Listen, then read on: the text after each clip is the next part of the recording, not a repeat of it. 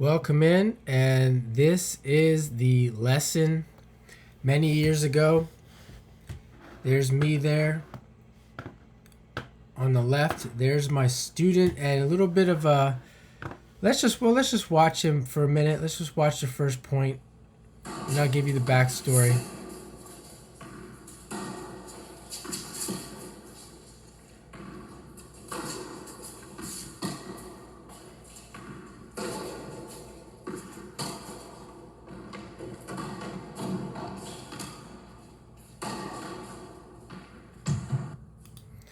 All right, let's get into the backstory. Well, let me tell you about this kid. This kid came to me 12 years old. In this video here, he's probably, I think he was about 14, 15.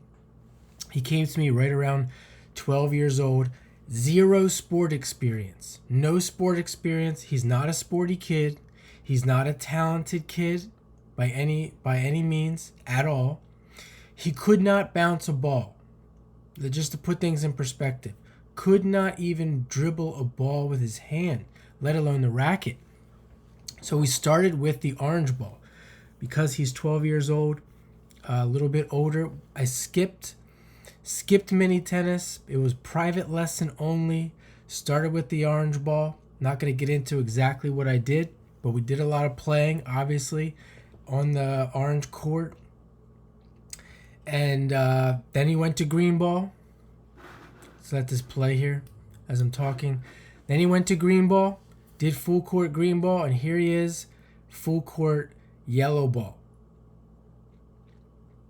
Now in this video here, I'm pretty much just feeding in the ball. Not really hitting hard. It's just like playing with an easy feed.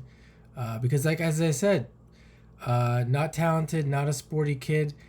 If he played against his peers, even at yellow ball, just generally better players, he wouldn't win, but he would be able to play. And this is a case study, or a kid that I'm pretty proud of considering the conditions. I just want to show you guys how the play-based system really works. You can see he can topspin the ball really well on both sides. He can come to the net. He can hit with some racket head speed. The thing is, you have to keep in mind, not going to be much better than this, no matter what you do. This is not going to be a college player. This is going to be just maybe play for his high school team. Actually, he didn't even play for his high school team. He moved to Florida, and I'm not sure what he did. You see him having fun there, playful, having a good time.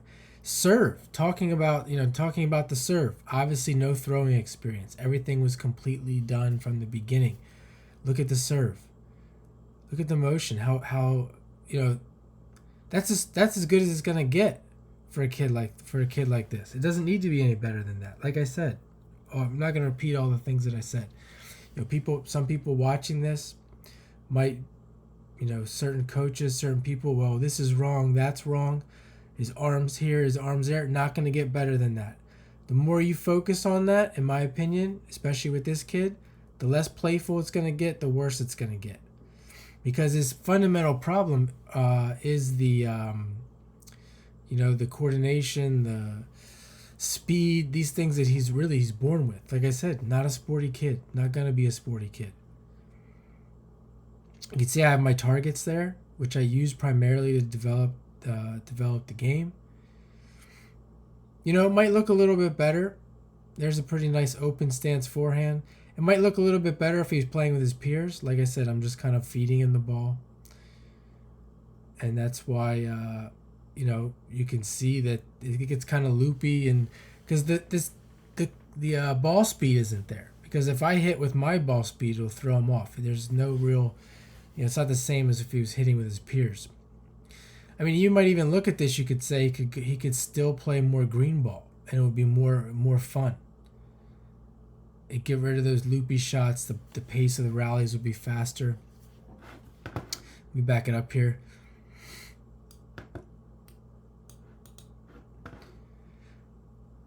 But I'm not sure. I'm not sure. It might be preparing him for high school, and interesting thing here. This is how hard coaching is, how difficult the game is, all right? Despite all the positive things that I said and how proud I am of this project, for lack of a better word, all right? And by the way, this kid, in my opinion, didn't really want to be there. And again, in a private lesson setting, really inappropriate, to be honest, for the kids like him. One day his dad came in here after 2 years of this, and he stood right there. And he stood right there. I was right here. And he just stood there and watched and grilled me. Because what happens is, the after a while, when these lessons come in, then they see, okay, well, they get a little bit serious, and they're like, do I want to go somewhere else to a different coach? And he's watching this, and he's like, what is this guy doing? What is he even doing? What am I paying for? And he just stood there and grilled me. And then he left. And then the kid stuck with me. Or the guy stuck with me, and he continued doing his lessons. And I think partially the only reason he did that is because he came to me through a recommendation of another kid that I worked with, who was one of the best players in the area. And that's probably the only reason why he stuck with me. Because watching this guy was extremely left-brained. I'm sure he was a doctor.